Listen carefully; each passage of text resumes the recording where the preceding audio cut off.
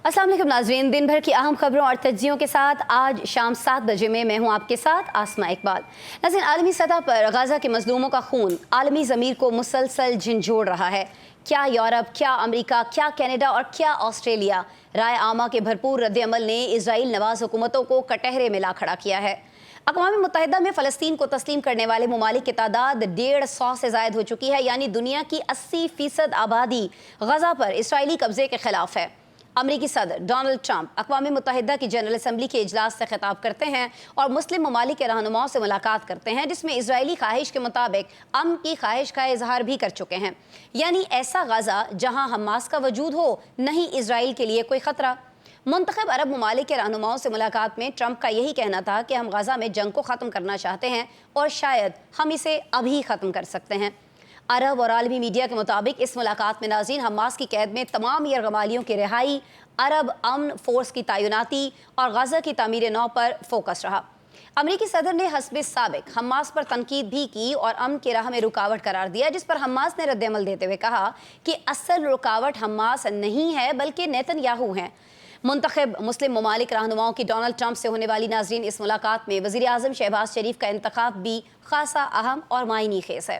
Gaza के तनाजुर में आलमी मंजरनामा क्या तरतीब पा रहा है? क्या हमास के पास यरगमालियों को रिहा करने के अलावा कुछ दीगर ऑप्शंस भी मौजूद हैं? और क्या इसराइल गाज़ा खाली कर देगा? क्या अरब ममालिक की कोई अमन फोर्स गाज़ा में इंतज़ाम संभालती दिखाई देगी? और क्या इस आलमी मंजरनामे में पाकिस्तान का भी कोई किरदार हो सकता है? इन सारे सवालात के जवाब जानने के लिए आज स्टूडियोज़ में हमने दावत दी है हमारे पैनल में सीनियर सहाफ़ी, सीनियर तज्ज़ियाकार ताहिर नईम मलिक साहब को।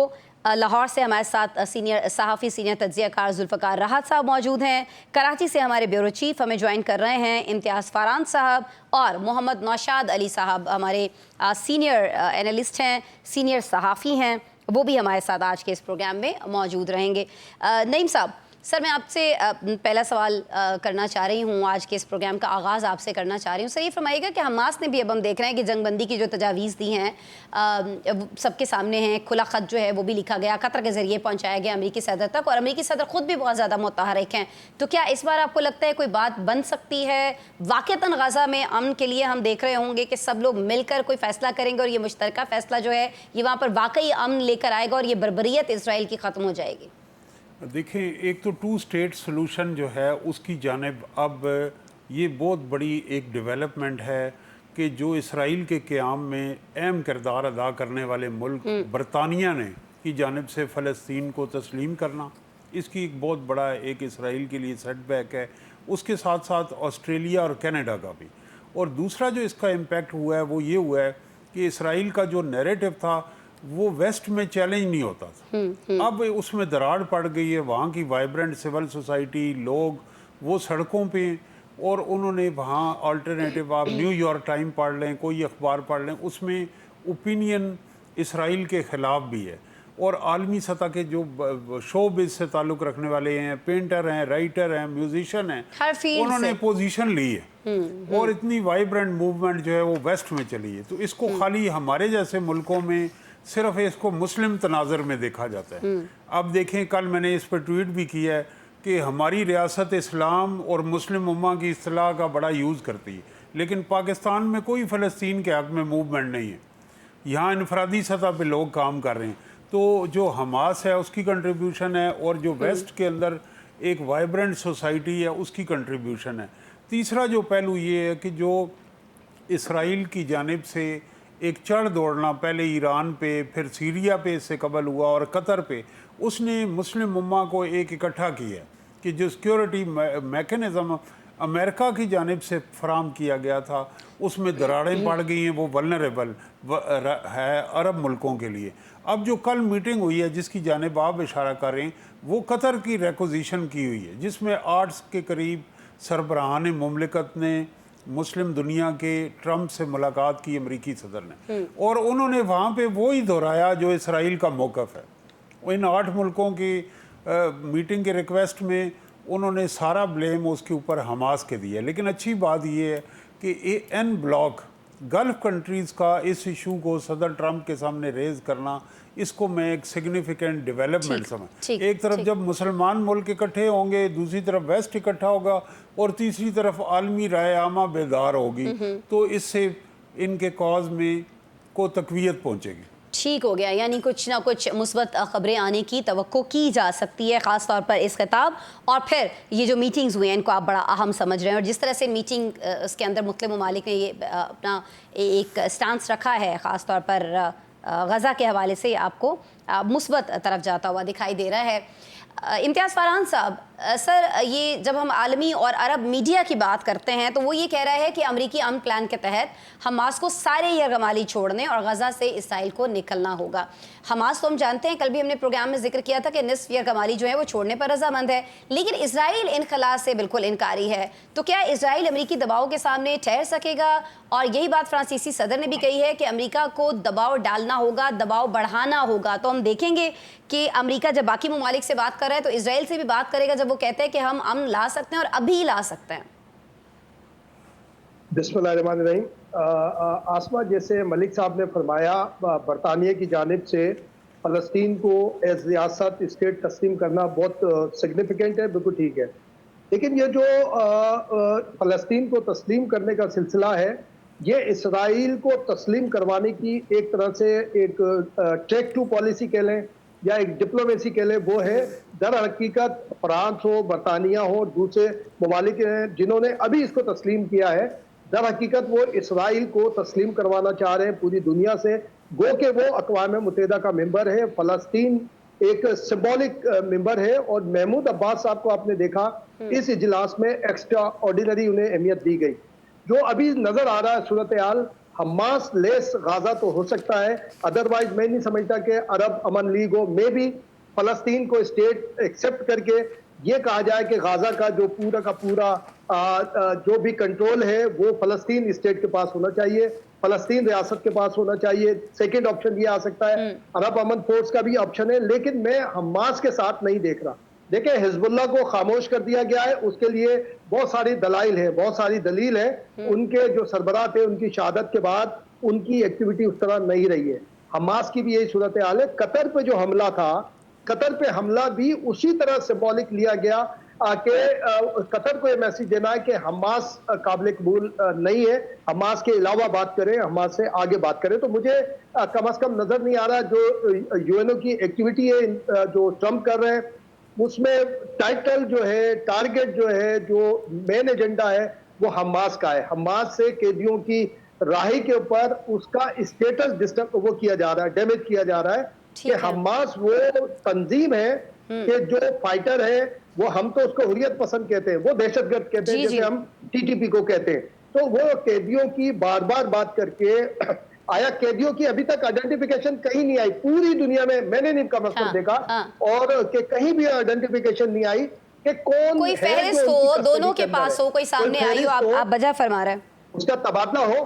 तो ये मैं समझता हूँ कि हमास लेस एक्टिविटी हो रही है वहां पर, और एनी हाउ ये करना पड़ेगा, चाहे उसको डिप्लोमेसी के तौर पे एक्सेप्ट किया जाए, क्योंकि मेन अगर आप देखें तो इस वक्त ईरान जो हिजबुल्लाह का बहुत बड़ा सपोर्टर था, बहुत सारी चीजें थी, हमास को भी एक हद तक वो सपोर्ट किया करता था, अब उस तरह की एक्टिविटी नजर नहीं आ रही है। तो हमें भी जो मुस्लिम ममालिक है उनको एक डिप्लोमेसी के साथ भी आगे बढ़ना पड़ेगा और आगे उस तरह से कदम बढ़ाने पड़ेंगे, क्योंकि इसराइल एक हकीकत है। इसराइल को आप माने ना माने, कुछ भी करें, वो एक हकीकत है, दुनिया के नक्शे पे मौजूद है, यूएनओ का मेंबर है। अब काम सारा ये हो रहा है फलस्तीन की रियासत को एक्सेप्ट कराना, लेकिन खदशा ये है आसमा कि फलस्तीन की रियासत एक्सेप्ट करने के बाद सारा रुख आएगा कश्मीर पर कि मकबूजा कश्मीर और आज़ाद कश्मीर को ख़त्म करके एक ही कश्मीर रियासत बनाई जाए, ये उसका हल है। और ये भी कहीं ना कहीं साइड लाइन पे जो आपके हमारे दोस्त वहाँ गए, लेकिन मसला ये है ना कि जब हम गजा की बात करते हैं इम्तियाज़ फरहान साहब, तो आपने कश्मीर का जिक्र किया, तो हमारी बहुत सारी जो सियासी जमातें हैं वो कश्मीर के हवाले से भी दो रियासती फार्मूले की बात करती रही हैं, जिस पर पाकिस्तान के अंदर भी बहुत सारे इख्तलाफात और तज़ाद पाए जाते हैं। तो लेट्स सी کہ جب اس کی بات ہو رہی ہوگی تو ہماری سیاسی جماعتیں کہاں کھڑی ہوں گی اور وہ اس وقت کیا سٹانس اپناتی ہیں. آپ سے یہ پوچھنا چاہ رہی ہوں ذوالفقار راحت صاحب کہ یہ جو ٹرمپ سے ملاقات میں پاکستان کی موجودگی ہے سر، اس کا مطلب کیا یہ لیا جائے کہ امن کے اس پلان میں پاکستان کے لیے بھی کسی نہ کسی ذمہ داری کا تعین کیا جائے گا، کوئی ذمہ داری پاکستان پر ڈالی جا سکتی ہے؟ اور سر یہ فرما دیجیے گا کہ کسی بھی عرب امن فورس کا جب ذکر ہوتا ہے تو یہ اقوام متحدہ کی امن فورس کیوں نہیں کر سکتی ہے وہ کام جس کے لیے یہ نئی فورس بنانا ضروری ہے، جس کی ٹرمپ نے ذکر کیا، بات کی جس کے؟ آسما، یو این او کی حالت تو آپ نے دیکھ لی. وہ ٹرمپ نے کل اپنے خطاب میں بتا دی کہ وہاں پہ نہ ٹیلی پرومپٹر کام کر رہا ہے نہ ایکسیلیٹر کام کر رہے ہیں. اس نے کہا کہ یو این او بنانے کا مقصد ہی فوت ہو گیا ہے. 7 ہاں جنگیں وہ نہیں، کہتے ہیں ہی کہ میں نے سیڈ کہ جی اتنی ساری جنگیں ہوئی ہیں پچھلے 7 مہینوں کے اندر اور ان جنگوں کے اندر رابطہ کیا جانا چاہیے تھا اقوام متحدہ کی طرف سے اور وہ رابطہ نہیں کیا گیا، تو انہوں نے تو ایک طرح سے جو فیلئر ہے اقوام متحدہ کا اس کو دنیا کے سامنے رکھ دیا بڑا اوپنلی. اس کو انہوں نے چارج شیٹ بھی کر دیا. انہوں نے کہا جی کہ اس کو ریفارمز کرنے کی ضرورت ہے، اس کو بہتر کرنے کی ضرورت ہے. تو یو این او کو سمجھ لیں کل جنازہ پڑھ دیا انہوں نے. او آئی سے کا جنازہ پہلے پڑھا جا چکا ہے. اب ہمارے کچھ دوست اگر اس پہ خوش ہو رہے ہیں یا ہم لوگ اگر بغلے بجا رہے ہیں کہ جی انگلینڈ نے تسلیم کر لیا، فلاں نے تسلیم کر لیا، تو میرا خیال ہے کہ ہمیں تھوڑا حالات کو اس نظر سے ضرور دیکھنا چاہیے کہ ٹرمپ صاحب وہ شخص ہیں کہ جو اس دن یو کے اندر موجود تھے اور انہوں نے کہا کہ صادق خان جیسے شخص کی میں شکل نہیں دیکھنا چاہتا. یعنی مسلمانوں سے نفرت کا یہ لیول ہے کہ ایک میئر ہیں اور اس کی شکل وہ نہیں دیکھنا چاہتے اور ان کو کہا کہ جو ان کو انوائٹ نہ کیا جائے. ٹرمپ کی وہاں موجودگی میں اگر انگلستان یو کے تسلیم کرتا ہے فلسطین کو تو آپ کا خیال ہے کہ برطانیہ کو بڑی غیرت آ گئی ہے، مسلمانوں سے بڑی محبت جاگ پڑی ہے اور ٹرمپ کی مرضی کے بغیر یہ سب کچھ ہو گیا، یا اسرائیل کی مرضی کے بغیر یہ سب کچھ ہو رہا ہے، یا آسٹریلیا اگر تسلیم کر رہا ہے، کینیڈا کر رہا ہے اور دنیا کے 150 ملک اگر فلسطین کو تسلیم کر گیا ہے تو کیا یہ گریٹ گیم کا حصہ نہیں ہے؟ میرا خیال ہے یہ بریک سی ایک بات ہے، اس کو ہمیں سمجھنا چاہیے.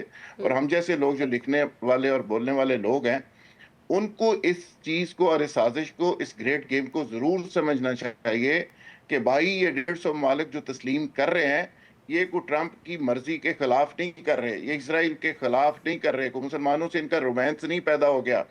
دیکھیں حماس ایک ایسی طاقت تھی، یہ تو ابراہیم اکارڈ کے نتیجے میں بہت پہلے سعودی عرب سمیت بہت سارے ممالک اسرائیل کو تسلیم کرنے جا رہے تھے. حماس ایک بیچ میں کود گئی اور اس نے اس پروسیس کو روک دیا. ہوا یہ کہ بہت سارے مسلم ممالک کے جو سٹیزن تھے، عوام تھے، شہری تھے، وہ اس سارے معاملے کے خلاف ہو گئے، سڑکوں پہ نکل آئے اور جو رولرز تھے وہ کام نہیں کر سکے جو ان کو کرنا تھا. تو اس پہ تو ٹرمپ نے واضح طور پہ کہہ دیا کہ وہ ابراہیم اکارڈ کے اوپر بات کر رہے ہیں، کام کر رہے ہیں. یہ انہوں نے کل خطاب کے اندر کہہ دیا اور وہ کیا تھا اس کو پڑھنے کی ضرورت ہے. وہ تو ہے ہی اسرائیل کو تسلیم کرنے کا ایک پروجیکٹ ہے اور جس میں سارے عرب کنٹریز کو کچھ کو انہوں نے پیکج دیے، بحرین ہے، یو اے ای ہے اور باقیوں کو انہوں نے دباؤ میں لا کے کہا کہ اسرائیل کو تسلیم کریں. تو میرا خیال یہ ہے کہ یہ معاملہ اتنا سادہ اور آسان نہیں ہے کہ فلسطین کا کو بڑی ہماری مسلمانوں کی لاٹری نکل آئی ہے. یہ ایک گریٹ گیم کا حصہ ہیں یہ سارے لوگ. حماس کا راستہ جینون روکا جا رہا ہے اور محمود عباس کی قیادت میں وہاں پہ ایک ڈمی سی گورنمنٹ بنانے کی کوشش کی جا رہی ہے. یہ وہی سیٹ اپ، وہی اتھارٹی ہوگی جو اسرائیل کے ہاتھوں میں کھیلے گی.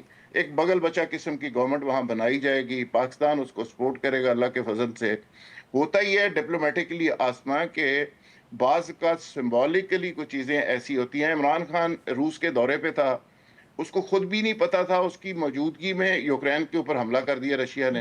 اور ہم وضاحتیں دیتے رہے کہ جی ہمیں پتہ ہی نہیں تھا، جی ہمارا کیا قصور. اچھا ٹھیک ہو گیا ذوالفقار صاحب، تو آپ یہ سمجھ رہے ہیں کہ ابھی بھی جو معاملات ہو رہے ہوں گے امریکہ میں تھے ٹھیک سر، تو ایران پہ حملہ کر دیا گیا. میں صرف یہ فکرہ، فیلڈ مارشل امریکہ کے دورے میں تھے تو ایران پہ حملہ کر دیا گیا، اس پہ بھی بہت ساری آپ کو پتہ ہے پوائنٹ سکورنگ. اسی طرح آج ہماری موجودگی اور سعودی عرب کی اور اسلامی کنٹریز کے لوگوں کی موجودگی ضروری ہے، ورنہ یہ پروجیکٹ پورا ہی نہیں ہو سکتا.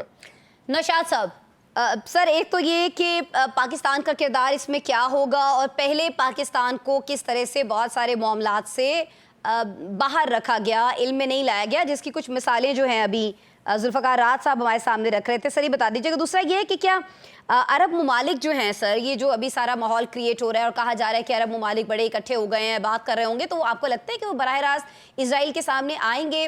और फिर सर ये जो गाज़ा में जंगबंदी की कीमत है, ये कहीं कैंप डेविड अकॉर्ड जो था 1978 में जो साइन किया गया था, उसमें शमूलियत भी हो सकती है? इसको उस तरह से भी लिया जाए कि इनको शामिल किया जाएगा जो बाकी ममालिक इसका जिक्र कर रहे हैं, बात कर रहे हैं?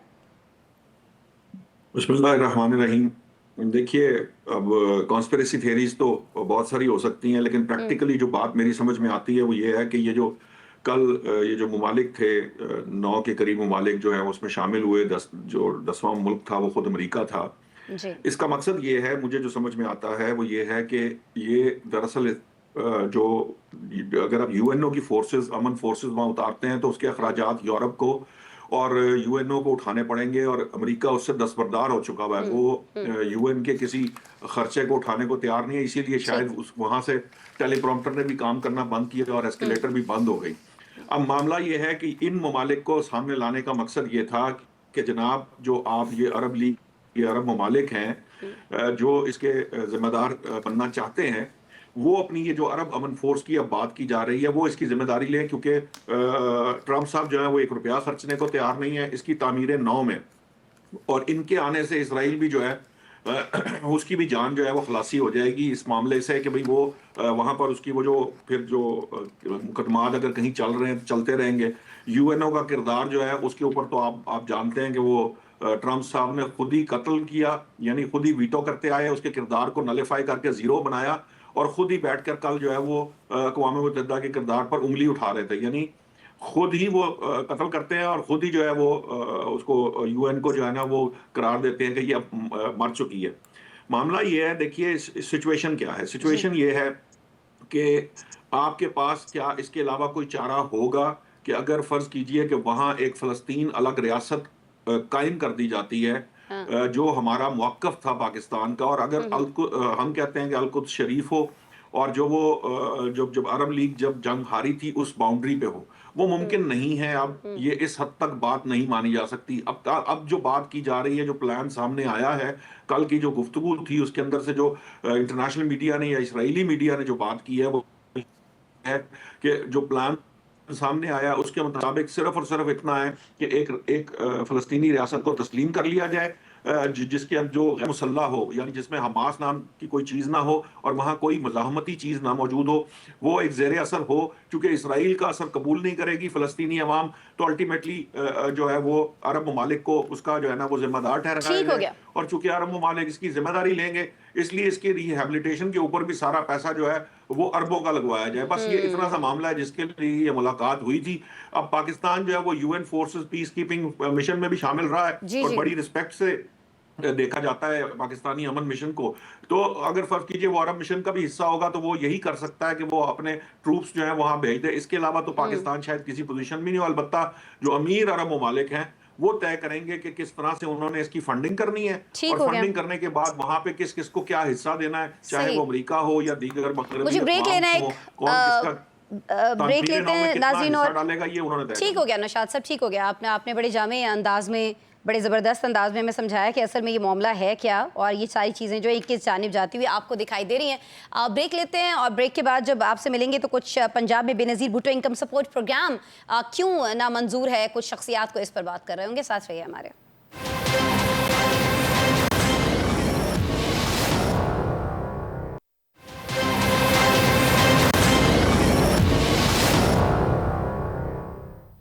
वेलकम बैक जी। प्रोग्राम में कुछ जिक्र करेंगे सियासी शेल्फ पर रखे बर्तनों का। मिसल मशहूर है नाज़रीन कि जहां 2 बर्तन रखे होते हैं वहां उनके आपस में टकराने की आवाज़ तो आती ही है।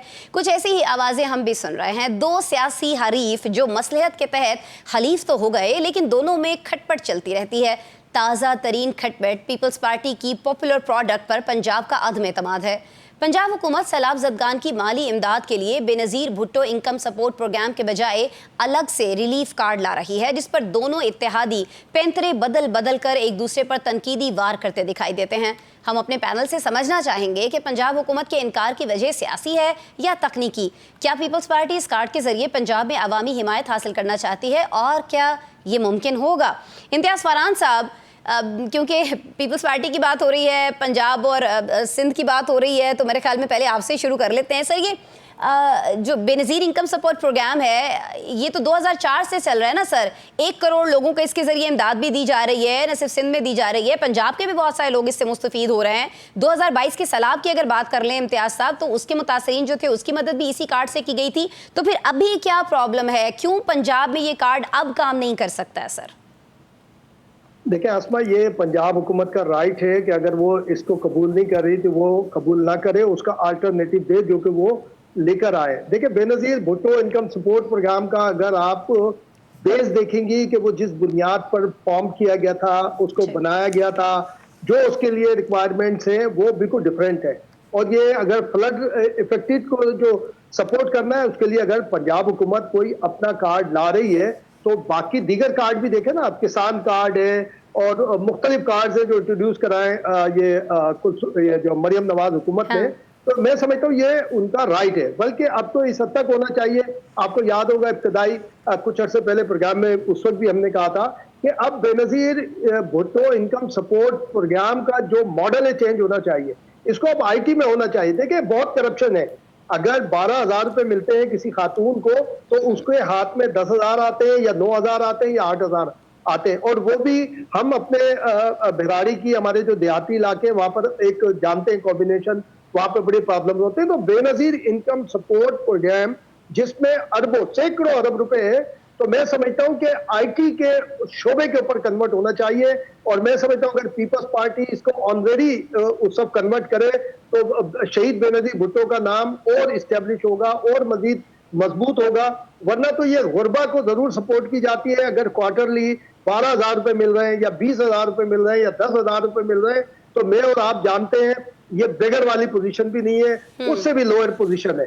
اگر یہ کلیکٹیولی اتنا پیسہ کسی ایک پروجیکٹ پہ لگ جائے، اور میں سمجھتا ہوں صرف 5 سال کا منصوبہ جو کہ ڈاکٹر محبوب الحق کا ایک تھا اور جونیجو صاحب کے دور میں انٹروڈیوس کرایا گیا تھا، تو اگر اس طرح سے یہ بے نظیر انکم سپورٹ پروگرام کنورٹ کر دیا جائے آئی ٹی کے اندر سپورٹیو، بھلے اس کی مدت مختص کر دیں کہ جی 3 سال کے بعد یہ ریسٹور ہو جائے گا اسی پوزیشن میں یا 5 سال کے بعد ریسٹور ہو جائے گا، تو میں سمجھتا ہوں یہ پاکستان کی بہت خدمت ہوگی. یہ پنجاب حکومت کا رائٹ ہے کہ وہ اگر کسی کو اپنے صوبے کے مدد کرنا چاہتی ہے یا بالکل جیسے کسان کارڈ پروگرام اور دوسرے پروگرام ہے تو اس کا یہ رائٹ ہے. میں سمجھتا ہوں کہ ٹھیک ہے جی. آپ سندھ میں موجود ہیں، کراچی میں موجود ہیں، اور بڑی بات ہے کہ آپ یہ کہہ رہے ہیں کہ جی اس کا رائٹ ہے.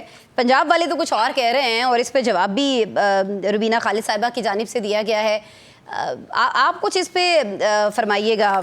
سر آپ ہمارے ساتھ موجود ہیں. نوشاد صاحب، یہ عظمہ بخاری کہہ رہی ہے کہ اس کارڈ کے ذریعے بہت سارے ایسے لوگ ہیں جن کو رقم نہیں دی جا سکتی بیکاز ان کا نام اس میں نہیں ہے، وہ ڈیٹا میں موجود نہیں ہے، تو ہم کچھ اور لوگوں کو اس نظام میں شامل کرنا چاہتے ہیں، الگ سے ہم اس لیے نظام بنا رہے ہیں. لیکن جو لوگ موجود ہیں اس کے اندر ان کو تو فوری طور پر رقم دی جا سکتی ہے نا نوشاد صاحب. نیا سسٹم تو جب آئے گا سو آئے گا، نئے لوگ تو جب ایڈ ہوں گے سو ہوں گے. دیکھیے آسما، 2 بڑے معاملات ہیں اس کے اندر. جی سر. پہلی بات تو یہ ہے کہ اصل میں پنجاب حکومت نے یہ قرار دے دیا ہے کہ پنجاب کی جو امداد ہے وہ پنجاب اپنے خزانے سے دے گا، وہ وفاق سے نہیں دلوائے گا. بیسیکلی یہ مسئلہ یہ ہے کہ پیپلز پارٹی اس پہ انسسٹ اس لیے کر رہی ہے کہ وہ یہ چاہتے ہیں کہ وفاق اس کی ذمہ داری لے، وفاق کے ذریعے یہ پیسے آئیں کہ اس سے ان کو ایڈوانٹیج یہ ملے گا کہ جو سندھ گورنمنٹ ہے جو اس نے فائل کرنے ہیں جو معاملات کے جہاں کہیں وہاں کہیں، اگرچہ کہ اس طرح کا سیلاب سے نقصان نہیں ہوا لیکن جتنا بھی ہوا ہے وہ جو ہے وہ وفاق کے کھاتے میں چلا جائے گا. سندھ حکومت کو اس کے پیسے نہیں دینے پڑیں. کیوں؟ کیونکہ جب پنجاب حکومت پیسے دے گی تو سندھ والے بھی یہ دعویٰ کریں گے کہ ہمیں بھی ریلیف دیا جائے اور اس کے ایکولنٹ ریلیف ہمیں یہاں سندھ میں دیا جائے، تو وہ سندھ حکومت کو اپنے ایکسچیکر سے دینا پڑے گا. یہ وہ مسئلہ ہے جس کی وجہ سے پیپلز پارٹی یہ کوشش کر رہی ہے کہ یہ وفاق کے کھاتے میں چلا جائے. پہلے بھی جو پیسے دیے گئے تھے سیلاب کے لیے جو وفاق نے دیے تھے وہ اس کے ذریعے دیے گئے تھے. دوسرا معاملہ یہ ہے کہ اس کے اندر جو سیکنڈ پرابلم ہے وہ یہ ہے کہ اس کے ڈیٹا کے اوپر آرگیومنٹ ہے، جس کی طرف آپ نے بھی اشارہ کیا، امتیاز فاران صاحب نے بھی اشارہ کیا کہ اس کے ڈیٹا پہ کوسچنز ہیں جس کی وجہ سے اس کو بہت زیادہ معتبر وہ نہیں سمجھا جاتا کہ بھئی اس کے اندر جتنے بھی لوگ ہیں اس میں سے کچھ لوگوں کو پیسے ملتے ہیں، کچھ کو نہیں ملتے، بعض لوگوں نے نام ڈلوائے ہوئے ہیں اور ان سے پیسے ان کے بہاف پہ یعنی اس طرح کے بہت سے آرگومنٹ ہیں. خیر اس سے بالا تر تیسرا معاملہ جو آپ نے اٹھایا ہے وہ یہ ہے کہ دیکھیے آج کل اپلیکیشنز جو ہیں وہ ود ان ڈیز بن جاتی ہیں. یہ ان کے ڈیش بورڈ ریئل ٹائم بنانا اور اپلیکیشن بنانا یہ شاید 1 یا 2 دن کا کام ہے, اور ٹرانسفر کرنا بھی اتنا ہی تیز ہے کیونکہ آپ نے ڈیجیٹل ٹرانسفر کرنی ہے. سو میرے خیال سے امتیاز فارحان صاحب کی بات درست ہے کہ یہ پنجاب اگر یہ سمجھتا ہے کہ وہ اپنے انداز سے اپنے طریقے سے پیسے دینا چاہتا ہے تو اس کو دینا چاہیے, کسی کو اس کے اوپر آرگومنٹ کرنا ہی نہیں چاہیے تھا. وہ صرف اس لیے کر رہے ہیں کہ وہ چاہتے ہیں کہ وفاق ذمہ داری لے اور سندھ کو پیسے نہ دینے پڑیں. یہ ایک ایشو ہے جس کی وجہ سے وہ یہ ساری ذمہ داری اس پہ صحیح ہے. اصل ایشو کیا ہے یہ آپ نے ہمیں بتایا نوشاد صاحب, لیکن کہیں نہ کہیں اس ایشو کو آپ سے سمجھنے کے باوجود ہمیں یہ لگ رہا ہے کہ اس مشکل گھڑی میں بھی, مشکل وقت میں بھی کہیں نہ کہیں سیاست کی جا رہی ہے اور اس میں دونوں پارٹیاں جو ہیں ان پر ذمہ داری عائد ہوتی ہے. لیکن جو چیئر پرسن ہے BISP کی وہ یہ کہہ رہی ہیں, بے نظیر انکم سپورٹ پروگرام کی, ذوالفقار راحت صاحب سر, وہ یہ فرما رہی ہیں کہ کچھ لوگ جو ہیں اس ریلیف پروگرام کے نام سے مسئلہ رکھتے ہیں کیونکہ یہ شہید محترمہ بے نظیر بھٹو کے نام پر ہے, اور آصفہ بھٹو صاحبہ جو ہیں وہ بھی کچھ اسی طرح کی بات کر رہی ہیں کہ اس سسٹم میں ظاہر ہے کہ متاثرہ افراد کا سارا ڈیٹا موجود ہے, اس پلیٹ فارم کو استعمال نہ کرنا متاثرین کے ساتھ زیادتی ہوگی, ان کے معاملے میں غفلت برتنے کے مترادف ہوگا. تو یہ سارے مسائل ایک طرف رکھنے چاہیے اور فوری طور پر جن لوگوں کا ڈیٹا بھی ہمارے پاس ہے بے نظیر انکم سپورٹ پروگرام کے ذریعے ان کو ریلیف دینا چاہیے. دیکھیے آسما, بدقسمتی یہ ہے کہ ہمارے ہاں ہر ایسا پروجیکٹ جو ہے وہ سیاست کی نظر ہو جاتا ہے. ہمارے ہاں جس طرح محکمانہ تقسیم ہے, جس طرح اداروں میں تقسیم ہے, جس طرح قوم میں تقسیم ہے, جس طرح میڈیا کی صورتحال ہے, اسی طرح بدقسمتی سے ہمارے سیاست کے اندر بھی اس قدر تقسیم ہے کہ ہمارے اپنا اپنا نیریٹو ہے, اپنے اپنے غازی ہیں, اپنے اپنے شہید ہیں, اپنے اپنے ادارے ہیں, اپنے اپنے متاثرین ہیں. اب سوال یہ ہے کہ جو یہاں پہ لسٹ ہے لوگوں کی, اس لسٹ کو ظاہر ہے پنجاب والے کہتے ہیں کہ جی ہماری اپنی لسٹ ہے, ان کے فالوورز الگ ہیں, ان کے ووٹر الگ ہیں. اب ایک تو ایشو یہ ہے کہ اس کی ٹرانسپیرنسی کا ایک سوالیہ نشان بھی ماضی کے اندر رہا. 2019 میں جب ہم دیکھتے ہیں 8,20,000 جعلی لوگ آئیڈینٹیفائی ہوتے ہیں اس پورے ساری لسٹوں میں, کہ وہ لوگ ہیں جو مستحق نہیں تھے اور ان کے نام ڈال دیے گئے ہیں.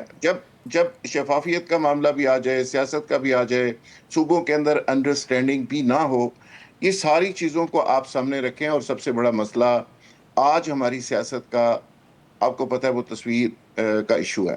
یعنی ہمارا بس چلے تو ہم جو بچوں کو کھانا دیتے ہیں نا, ان کے پیٹ کے اوپر بھی تصویر لگا دیں. خیر وہ لفافے کے اوپر تو لگی ہوتی ہے, لیکن ان کے اس پیٹ کے اوپر بھی ہماری تختی لگنی چاہیے.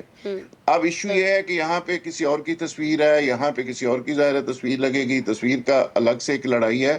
مسئلہ کوئی عوام کی خدمت نہیں ہے, مسئلہ سیاست کا ہے. بدقسمتی یہ ہے, میں یقین یہ کہوں گا کہ آج نادرا ہے, پوری دنیا ڈیجیٹلائزیشن کی طرف جا رہی ہے. آپ پورے ملک کے اندر اگر اس طرح کے لوگوں کا ایک ڈیٹا بیس بنائیں اور غیر سیاسی بنیادوں کے اوپر بنائیں, صوبائی سطح پہ الگ بنائیں, اس ڈیٹا کو اٹھائیں, جب بھی اللہ نہ کرے کوئی ڈیزاسٹر آئے اس ڈیٹا کو اٹھائیں اور اس کی بیس کے اوپر وہ چیزیں کر لیں. اور دوسرا, ابھی سیلاب جس علاقے میں آیا ہے تو ظاہر ہے آپ اس علاقے کے ان فیکٹریز کو ہی آپ ایڈریس کریں گے. تو یہ کیسے پاسبل ہے کہ آپ ایک ایسے ڈیٹا بیس کے اوپر کہ جو بنا ہی کسی اور پرپس کے لیے ہے, تو اس کی بیس کے اوپر آپ سیلاب کے فیکٹریز کو جا کے آپ سپورٹ کر سکتے ہیں. کہیں نہ کہیں یہ پوائنٹ تو ویلڈ ہے. یس, میں سمجھتا ہوں کہ اس کو دیکھنے کی ضرورت ہے کہ تھوڑا غیر سیاسی بنیادوں کے اوپر عوام تک یہ پیسے چلے جائیں. ورنہ تو میرا تو ذاتی موقف آسمان پہلے دن سے ہے کہ یہ 600 ارب روپیہ یہ جاتا ہے. یہ 600 ارب سے آپ کو پتا ہے کتنی فیکٹریاں بن سکتی ہیں. اگر 5 سال پہ اس کو لے جائیں تو یہ کتنے بلینز روپیہ بنتا ہے اور کتنے 100 فیکٹری بن سکتی ہے. اور وہ فیکٹری صرف اتنے صحیح ٹرانسپیرنٹ طریقے سے آپ انڈسٹری کے اوپر لگا دیں تو پاکستان اٹھ سکتا ہے, کھڑا ہو سکتا ہے. امتیاز صاحب ویسے ذوالفقار صاحب بھی بجا فرما رہے ہیں کہ اگر یہ کہیں انویسٹ کر دیا جائے پیسہ ماہانہ بنیادوں پر یا سہ ماہی بنیادوں پر, اور وہ پیسہ جو وہاں سے انویسٹمنٹ کے ذریعے یا کہیں پر بھی کوئی فیکٹری لگانے سے, کوئی بھی ایسا کام شروع کرنے سے آئے تو وہ ان میں دیا جائے تو اس سے انڈسٹری میں لگا کے جو فیکٹریز ہیں, بنگلہ دیش نے کیا کیا, جو فیکٹریز ہیں جن کو آپ زکوٰۃ دیتے ہیں اور وہ بیچاروں کے پلے کچھ نہیں جاتا, ان کو وہاں کام کروائیں, ان سارے لوگوں کو اکٹھا کریں, ان کو کام دیں اور روزگار دیں. یا چلے یہ جو عورتیں گھروں سے باہر نہیں آ سکتی ہیں، جن کو کام کرنے کی اجازت نہیں ہے، ان کو وہاں سے پروفٹ لے اور دیں. امتیاز صاحب کچھ کہہ رہے ہیں. جی ایک چیز نوشاد بھائی نے اور جو ذوالفقار صاحب نے بات کی نا کہ جو غیر متعلقہ لوگوں، اس میں لاکھوں کی یعنی ایک بہت بڑی تعداد سرکاری افسران ان کی بیگمات کی بھی آئی تھی. ان کے خلاف کیا کارروائی ہوئی؟ Benazir income Bhutto support. امتیاز صاحب اب یہ نئے جو کارڈ بنیں گے نا، امتیاز صاحب یہ جو نئے کارڈ بنیں گے نا سیلاب متاثرین کے لیے، ان میں بھی بڑے سارے صاحبان اور ان کی بیگم صاحبان جو ہیں وہ ہوں گی. تو سر یہ جنہوں نے جگاڑ لگانی ہے وہ کہیں نہ کہیں لگا لیتے ہیں. ابھی تو خیر کھل کے اس پہ سیاست ہو رہی ہے. طاہر نہیں ملک صاحب، سر یہ پنجاب حکومت کو لگتا نہیں کہ کہیں نہ کہیں یہ خدشہ بھی ہے؟ سیاست تو دونوں طرف سے ہو رہی ہے ظاہر ہے اس معاملے پر، دونوں کے اپنے اپنے مفادات ہیں، لیکن پیپلز پارٹی کے حوالے سے ہم نے ذکر کر لیا. اب جب پنجاب حکومت کی ہم بات کرتے ہیں تو بہت سارے لوگ یہ کہتے ہیں، ہمیں دکھائی دیتے ہیں کہ پنجاب حکومت کو چونکہ یہ خدشہ ہے کہ پیپلز پارٹی پنجاب میں اس کارڈ کے ذریعے بھاری عوامی حمایت حاصل کر سکتی ہے، اس لیے وہ کہہ رہے ہیں کہ جی ہم نیا کارڈ لے کر آئیں گے، بے نظیر انکم سپورٹ کے تحت نہیں دیں گے. یا آپ کو لگتا ہے کہ نہیں وہ صحیح ہیں کیونکہ یہ تو سیلاب متاثرین کے لیے ہے نا، تو جو عام لوگ ہیں جو سیلاب سے متاثر نہیں ہوئے، بے شک وہ غریب ہیں، تو ان تک تو امداد نہیں جانی چاہیے پھر سیلاب والوں کی؟ دیکھیں یہ میں نے بڑی تفصیل سے اپنے سب دوستوں کے نکات سنے ہیں. جی سر. پہلی بات تو یہ کہ 2008 میں یہ محترمہ بے نظیر بھٹو نے اپنی زندگی میں اس کا بلو پرنٹ بنایا. وہ شہید ہو گئیں اور جب تک وہ 2 دفعہ وزیر اعظم رہیں وہ انہوں نے اپنے نام سے کسی تھیلے پہ آٹے پہ تصویر نہیں لگائی. بعد از مرگ پوری دنیا میں لوگوں کے نام پہ ہی ہوتا ہے. تو اب جو لوگ زندہ ہیں اپنے نام پہ، اپنے چچا کے نام پہ، اپنے والد کے نام پہ، اپنے سمدھی کے نام پہ، اپنے بیٹے کے نام پہ کر رہے ہیں، خواہ وہ مونس سلائی ہیں، مریم ہیں، کچھ ہیں، ان کا ان سے کمپیریزن نہیں بنتا. دوسری جو بات یہ کہی گئی یہاں کہ جی 2008 سے پیپلز پارٹی کا ووٹ بینک کنسیڈریبلی کم ہو رہا ہے. حلقوں میں پنجاب میں ضمانت ضبط ہوگی تو ہر حلقے میں ہزاروں خواتین وہ پیسے لے رہی ہیں، تو وہ ووٹ کیوں نہیں دے رہی؟ اور یہ جو پچھلے الیکشن ہیں اس میں تو ڈیولپمنٹ کے ماڈل پہ لوگوں نے ووٹ ہی نہیں دیا. اب یہاں ذوالفقار صاحب نے ایک بات کی، بنگلہ دیش نے انڈسٹری لگائی، تو ذوالفقار صاحب کو یقیناً اس چیز کو نظر انداز کر گئے ہیں، سینئر صحافی ہیں، کہ محمد یونس جو نوبل پیس پرائز ہیں آنر ہے، انہوں نے گرامین بینک کا، جس کو بل کلنٹن نے بھی آن کیا ان کے ماڈل کو اپنی بک میں، UN میں بھی، ہر عورت کو گائے بھینس کے لیے اسٹیٹ نے پیسے دیے. وہ انڈسٹری کے لیے بھی پیسے جا سکتے. جن اداروں کا کام ہے انڈسٹری لگانا، ان کو آپ شوگر مافیا کو سبسڈی دے رہے ہیں. بھائی غریب کو پہلے پیسے آنے دیں. اور جو کہہ رہے ہیں جی جہاں سیلاب آیا ہے، اب جن 3-4 ڈسٹرکٹ میں سیلاب آیا ہے وہاں آپ کے پاس پاورٹی ڈیٹا ہے. اس ملک کا سب سے بڑا مسئلہ یہ آپ کے پاس پاورٹی ڈیٹا ہی نہیں ہے. کوئی ہے بے نظیر انکم سپورٹ پروگرام کے علاوہ کوئی ریلائبل پاورٹی ڈیٹا نہیں ہے. میں یہ پورے وثوق سے کہہ رہا ہوں کہ عالمی ڈونر جو UN کے ادارے ہیں، ورلڈ بینک ہیں، وہ اس کی تصدیق کر چکے ہیں. اس کے آڈٹ میں اگر 1 کروڑ میں سے بے ضابط کیے ہیں کہ 8 لاکھ لوگ ہیں تو تیسری حکومت ہے نون لیگ کی. میاں صاحب بھی 2017-18 تک رہے، PDM کی موجودہ، تو پھر ان کو بھی تو وہ نکالنے چاہیے نا.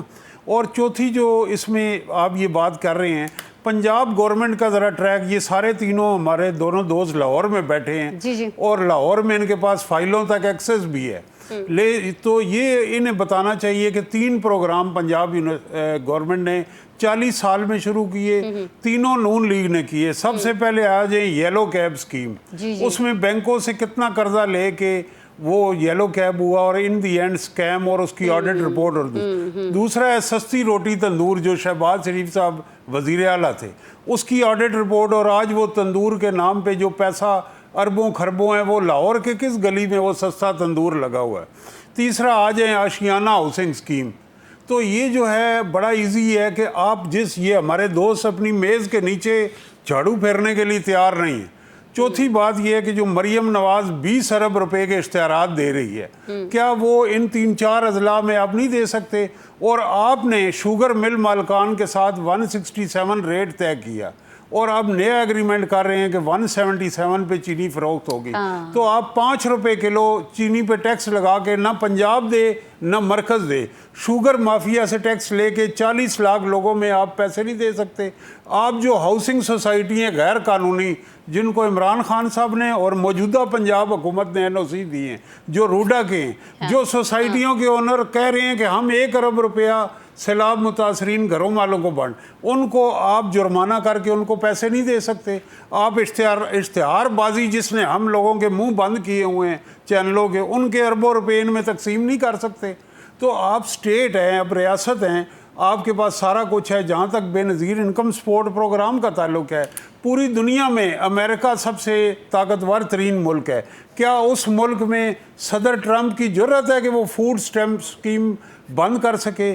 क्या यूरोप में किसी मुल्क की ये ज़रूरत है कि वो गरीबों को बेरोज़गारी अलाउंस देना बंद कर सके? ब्रेक लेते हैं प्रोग्राम में।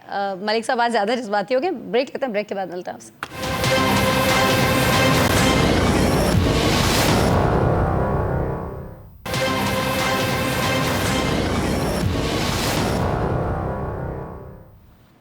वेलकम बैक जी। प्रोग्राम के आखिर में कुछ मुस्बत खबर शामिल करते हैं। पाकिस्तान में क्रिप्टो करेंसी के बढ़ते हुए रुझान को देखते हुए, इसको मद्देनजर रखते हुए आलमी एक्सचेंजेस के लिए लाइसेंसिंग का अमल शुरू कर दिया गया है।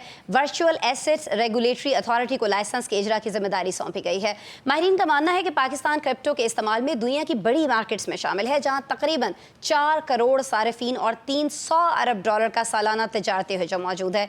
ये इकदाम हमारी मैशत के लिए कितना सूदमंद होगा, हम आलमी सरमायाकारों को किस हद तक मुतवज्जे कर सकेंगे, ये सब इम्कानात और खदशात के लिए हम अपने पैनल के पास ज़रूर जा रहे होंगे। लेकिन आज की एक बड़ी खबर ये भी थी नाजरीन कि बैंकों से 2 माह में, पिछले 2 महीने में, यानी तकरीबन 60 दिन के अंदर 1 खरब रुपए निकाले जा चुके हैं पाकिस्तान के बैंक्स के अंदर से। कहा जा रहा है कि सारिफीन सरमायाकारी के दीगर ऑप्शंस देखना चाहते हैं। इसे रिस्क कहा जाए या फिर मुस्बत इशारा समझा जाए कि लोग इन्वेस्ट कर रहे हैं, अब अपना पैसा महफूज नहीं रख रहे हैं। तो क्या ये हुकूमत पर एतमाद है?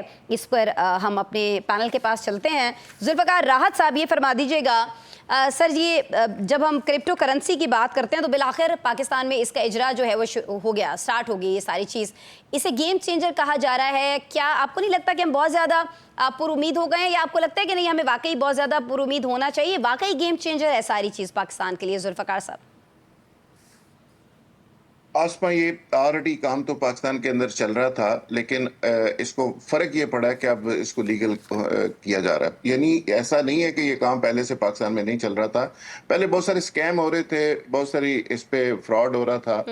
अब थोड़ा इसको लीगलाइज करके इसको रेगुलेट किया जाएगा तो जाहिर है इसका कोई फ़ायदा होगा। दुनिया के कई ममालिक ऐसे हैं जहाँ पे इसके ATM लग चुके हैं और इसकी एक्सचेंजें बन चुकी हैं। पाकिस्तान के अंदर भी ये बिलियंस डॉलर तक इसका बिजनेस पहुंच चुका है। अब इसको लीगलाइज करके, इसको रेगुलेट करके बहुत सारे लोगों को फायदा हो सकता है, नौजवान इसका फायदा उठा सकते हैं। लेकिन जो बुनियादी फायदा होना था, बदकिस्मती से गवर्नमेंट को उस पे फोकस करना चाहिए। जिस पे फोकस मुझे कम नजर आता है वो ये है, जिस पे चाइना है, जिस पे UAE है, वो माइनिंग से पैसे कमा रहे हैं। अब वहां पे पाकिस्तान का इन्वेस्टर जाके दुबई में माइनिंग कर रहा है, पाकिस्तान का इन्वेस्टर जाके चाइना के अंदर कर रहा है, क्योंकि वहां पे बिजली है, वहां पे इंटरनेट का इश्यू नहीं है। तो यहाँ पे तो हम बड़ी मेहनत करके इंटरनेट को कभी स्लो भी हमने करना होता है। तो ये 2 चीजें ऐसी हैं जो पाकिस्तान इस पे पैसे कमा सकता है, नौजवान नस्ल पैसे कमा सकती है और इन्वेस्टर इस पे इन्वेस्ट कर सकता है। मैं एक ऐसे पाकिस्तानी को जानता हूँ जिसने कुछ 800 यूनिट दुबई में जाके लगाए हैं और लगभग उसने कुछ 5-6 बिलियन रुपए की इन्वेस्टमेंट माइनिंग के अंदर की है, और वो पाकिस्तान से और भी लोगों को इनवाइट कर रहा है और उसका रिटर्न इतना अच्छा आ रहा है कि वो सारे लोग जाके वहां पे पैसे लगा रहे हैं। तो पाकिस्तान को चाहिए, रियासत को, कि इस तरह के मौके यहाँ पे पैदा करे। इसको रेगुलेट करने में जाहिर है पाकिस्तान के लिए एक अच्छी खबर है और इससे डरना नहीं चाहिए। मेरा ख्याल है ये दिस इज गुड न्यूज़। सही बात। सारे लोग ये भी कहते हैं नौशाद साहब कि ये जो हमारी क्रिप्टो पॉलिसी है, इससे अमेरिका के साथ हमारे जो ताल्लुकात हैं सर, उन पर भी मुस्बत असर पड़ेगा। ऐसा ही है नौशाद साहब? देखिए, जो पहली बात तो सबसे ज्यादा इंपॉर्टेंट है कि लोग बड़ा ना इससे शाये हैं। मैंने तो बाद लोगों को यहाँ पे इवन मैं हैरान रह गया कि वो कॉमर्स के जर्नलिस्ट हैं, उनको कहते हुए सुना कि ये स्कैम है और ये है और वो है। देखिए, ये इट्स सेफेस्ट इन्वेस्टमेंट। अगर हैकिंग ना हो तो ये सेफेस्ट इन्वेस्टमेंट है, क्योंकि इसके अंदर आप एक एक चीज ट्रैक कर सकते हैं। एक आपकी जो ट्रांजैक्शन है वो ब्लॉकचेन के ऊपर वो रजिस्टर्ड होती है, वो उसको आप ट्रैक बैक कर सकते हैं। तो इसके अंदर वो वाला मामला नहीं होता। दूसरा मामला ये है कि देखिए, अमेरिका एक, जैसे कह लीजिए, अमेरिका आपको एक फर्स्ट स्टेप दे सकता है, क्योंकि US के अंदर ये बड़ा इसकी एक्सपर्टीज मौजूद है। चीन में भी मौजूद हैं। आपने देखा था कि बाइनांस के जो आए थे सीईओ, उनसे बातचीत की गई है। उसका मकसद ही ये है कि ये जो एक्सचेंजेस रजिस्टर करवाने तक का प्रोसेस जो है वो उसको कंप्लीट किया जाए। तीसरी बात ये माइनिंग की गई है। पाकिस्तान माइनिंग करने जा रहा है, इसी वजह से उसके लिए जो आपकी इजाफी बिजली है उसका एक पोर्शन मुख्तस भी कर दिया गया, ये अनाउंसमेंट हो चुकी है। सो पाकिस्तान जो है वो इसमें लीड लेने की कोशिश कर रहा है खित्ते में। क्यों? इसलिए कि उसके पास पहले यहाँ करोड़ों की तादाद में पहले ही लोग हैं जो इसको यूज कर रहे हैं। अब आपने सिर्फ उनको रेगुलराइज करना है ताकि आपके यहाँ पे ये एक फॉर्मल सेक्टर की शक्ल इख्तियार कर सके, जिसके ऊपर काम किया जा रहा है और मोस्ट प्रोबेबली बहुत जल्द जो है उसके ऊपर काम कर लिया जाएगा, क्योंकि स्टेट बैंक जो अपना टोकन था उसका काम भी तकरीबन कंप्लीट कर चुका है। जो जिस तरह आप जब क्रिप्टो खरीदते हैं तो आपको एक बेस करेंसी यूएसडीटी चाहिए, इस तरह अगर आपको पाकिस्तान की अपनी एक बेस करेंसी आ जाएगी स्टेट बैंक की तरफ से, तो फिर ये काम आप लोगों के लिए बहुत आसान हो जाएगा कि आप अपने रुपए को, करेंसी को आसानी से डिजिटाइज करके काम कर सकेंगे। सर, पाकिस्तान में इम्तियाज साहब क्रिप्टो के हवाले से शफाफियत पर नाकदीन अक्सर सवाल उठाते हैं। जैसे भी नौशाद साहब ने कहा कि बड़े बड़े एक्सपर्ट्स जो हैं, जो मईशत को समझते हैं, सारे मामले को समझते हैं, वो भी समझते हैं कि इसमें कुछ ना कुछ फ्रॉड होने की, बगैर शफाफियत के इम्कानात रहते हैं। लेकिन सर, बेहतरी की गुंजाइश तो हर वक्त होती है, हर जगह होती है। तो आपको लगता है कि क्रिप्टो को लेकर भी पाकिस्तान में बहुत ज़्यादा बेहतरी आ रही होगी मुख्तलिफ मामलात को लेकर, खासतौर पर शफाफियत के मामले को लेकर? सर बिल्कुल, मैं समझता हूँ है शफाफियत। उसकी वजह ये कि 90% इसके जो यूजर हैं, ये पैरेलल जो जुल्फकार साहब ने कहा, बिल्कुल करोड़ों, और इसमें 90% जो है वो यूथ है, बड़े यंग जो बच्चे बच्चियां हैं, वो ये बहुत ज्यादा काम कर रहे हैं। माइनिंग में हम कह सकते हैं इन्वेस्टर आया है जो अवर एज है या मिड एज का है, लेकिन क्रिप्टो में आपको ज्यादातर 90% आपको यूथ मिलेगी, नौजवान मिलेंगे जो घर बैठकर, लड़के लड़कियां, इवन ये कि जो वो बच्चियां जिन्होंने बहुत यानी कि बड़ा आला तालीम हासिल की लेकिन शादी के बाद घर बैठ गई, अब वो इसको ज्यादा यूटिलाइज करती हैं। तो मैं ये समझता हूँ उसमें ट्रांसपेरेंसी है। अब उसको रेगुलेट करने की बात हुई है, ये बहुत अच्छी बात है। रेगुलेट होना चाहिए, हर चीज रेगुलेट होना चाहिए। माइनिंग के हवाले से जैसे नौशाद साहब बोल रहे थे, ये बिल्कुल ठीक है कि उस पर ज्यादा जान, लेकिन इसमें काम हो रहा है। उसमें कहीं बहुत सारी जगहों पर बहुत सी रिजर्वेशन है बहुत सारे लोगों की, लेकिन जब स्टेट बैंक का जो ये टोकन वाला मामला जब आ जाएगा, वहां से फाइनलाइज हो जाएगा, तो मैं समझता हूँ क्रिप्टो माइनिंग हम आ जाएंगे और डॉलर से हम निकल सकेंगे। उसमें अगर हम इसको सही डायरेक्शन में काम किया, हम डॉलर में काम कर सकेंगे। ताहिर साहब, आप ही की तरफ मैं आ जाती हूँ। सर, ये खबर कि पाकिस्तान के मुख्तलिफ बैंक्स में पिछले 2 माह में 1 खरब रुपए से ज़्यादा लोगों ने निकाल लिए हैं। कहा यह जा रहा है कि सार्फिन सरमायाकारी के दीगर ऑप्शंस देखना चाहते हैं। तो आप इसे रिस्क कहेंगे या मुस्बत इशारा कहेंगे? दूसरे क्रिप्टो के हवाले से सर कुछ फरमाइएगा। हमारे लोगों में तो इस हवाले से कोई ज़्यादा नॉलेज नहीं है, लेकिन हुकूमत हमारी इस पर बहुत काम कर रही है। पहली बात तो ये कि इम्तियाज़ साहब से मैं एग्री करता हूँ, और पाकिस्तान के जो साफ़ी हैं नामसाइद और मुश्किल के तरीन हालात में बेहतरीन अपने फ़राइज़ सर अंजाम दे। दूसरी जो बात आपने ये की कि बैंकों में इंटरेस्ट रेट कम किया गया, और ये जो इंटरेस्ट रेट इतना हाई था 22, 23, 4% था, वो एंटी बिजनेस था कि लोग वो पैसे फिक्स करके घर बैठे नफ़े पे आ गए। ईजी मनी का हमें बदलना होगा मॉडल, डॉक्यूमेंटेड इकोनॉमी की जानिब आना होगा। जब वो लोअर किया गया, इस वक्त 9 या 10% है तो लोग अब सोच रहे हैं, वो स्टॉक में भी एक्सेप्ट कर रहे हैं, वो टेंजिबल बिजनेस की तरफ भी आ रहे हैं, वो स्टार्टअप। ज़रूरत ये है कि ई कॉमर्स भी है कि लोगों को इनकरेज किया जाए कि वो प्रो बिजनेस एक्टिविटीज़ करें। उसके लिए एक चीज़ जो सब मेरे भाइयों ने ये बात की है नौजवानों की, तो नौजवान अक्सर, क्योंकि मैं यूनिवर्सिटी में होता हूँ, कहते हैं कि इंटरनेट बहुत ज़्यादा सुस्त रवि का शिकार है। उससे ट्रेड भी मुतासर होता है, उनकी तालीम भी मुतासर होती है, और इवन जो रिलीफ की सरगर्मी है फ्लड रिलेटेड एरियाज़ में, वो भी मुतासर हो रही है। तो इसके ऊपर गवर्नमेंट को करना चाहिए। दूसरी जो आपने बात की, ये रेगुलेटरी अथॉरिटी का क़याम बड़ी मुस्बत बात है, क्योंकि अनरेगुलेटेड एक्टिविटी से बहुत सारी ऐप्स हैं, जिस तरह ब्रेक में आप अपने बच्चों का भी बता रहे थे कि हमने बच्चों को इंटरनेट तक एक्सेस दी है। अब उसमें से बहुत सारी अनऑथेंटिक साइट्स हैं, और जहाँ पे एक जुआ या सटे अभी कुछ सोशल मीडिया के लोग आए भी हुए हैं। तो अगर हम रेगुलेटरी अथॉरिटी करते हैं और बाकायदा जिम्मेदाराना तरीके से करते हैं, तो इससे नौजवानों का भी फ़ायदा होगा और रियासत का भी फ़ायदा होगा। ठीक है, और इसको हमें इस तरह की चीज़ों को इनकरेज करना चाहिए। ठीक है, आप कोई नई चीज़ मुतारिफ करा रहे हों, या जो पहले से आपके पास